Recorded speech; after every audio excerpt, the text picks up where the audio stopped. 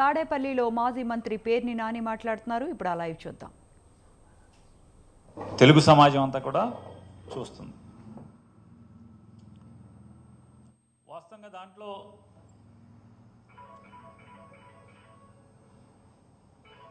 ఆవిడ నిర్మాణం చేసి రెంట్కి ఇచ్చినప్పటికి కూడా ఉన్నది ఒకటే గోడౌను.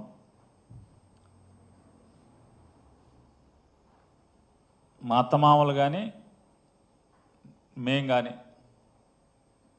అంటే ఆలోచన ఏంటంటే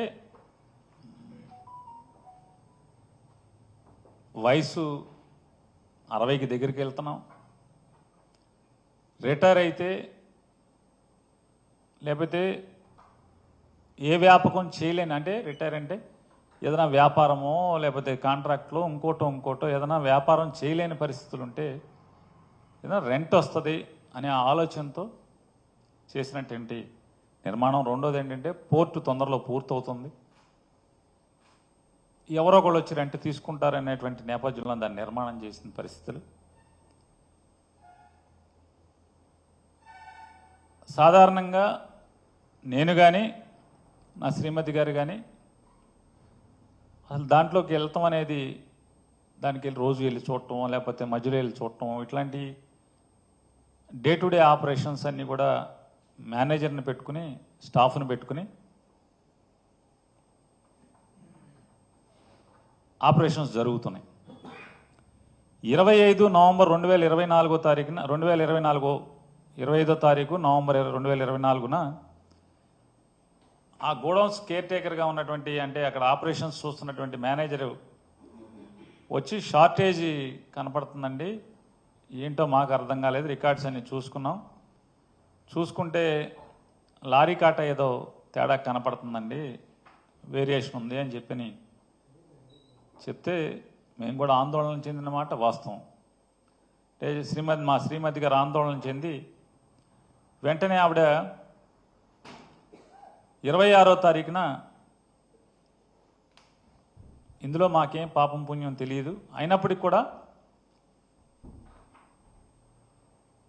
గవర్నమెంట్కి ఏదైనా నష్టం జరిగితే అది ప్రజాధనం కాబట్టి వెంటనే దాన్ని భర్తీ చేయాల్సినటువంటి నైతిక బాధ్యత మన మీద ఉంటుంది.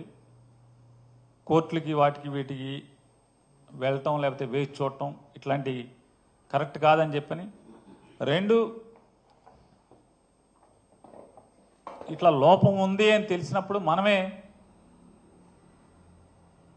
అధికారులు కనుక ఇంటిమేట్ చేస్తే అది సదుద్దేశమే మంది అనే ఉద్దేశంతో 26 నవంబర్న 2024 సంవత్సరం జాయింట్ కలెక్టర్ గారికి ఆవిడ ఒక రికమెండేషన్ ఇవ్వటం జరిగింది. అలాగే 30/11/2024న ఇది, అంటే ఇప్పటికే చాలామంది దగ్గర ఉండుంటుంది, ఈ రికమెండేషన్లో ఆవిడ చెప్పారు 25వ తారీఖున ఇట్లా నాకు వచ్చి ఇంటిమేట్ చేశాడు, 26న ఇస్తున్నాను, టెక్నికల్గా మా పైన దోషం లేనప్పటికి కూడా నైతికంగా మేము దాన్ని ఆ బాధ్యతని తీసుకుని ఆ నష్టాన్ని భర్తీ చేయడానికి సిద్ధంగా ఉన్నాం. మీరు క్యాష్ కట్టమంటే క్యాషు, లేదంటే కనుక మార్కెట్లో ఓపెన్ మార్కెట్లో స్టాకు బియ్యాన్ని పర్చేజ్ చేసి మీకు అందజేయమంటే అందజేస్తామని చెప్పని లెటర్ ఇవ్వడం జరిగింది.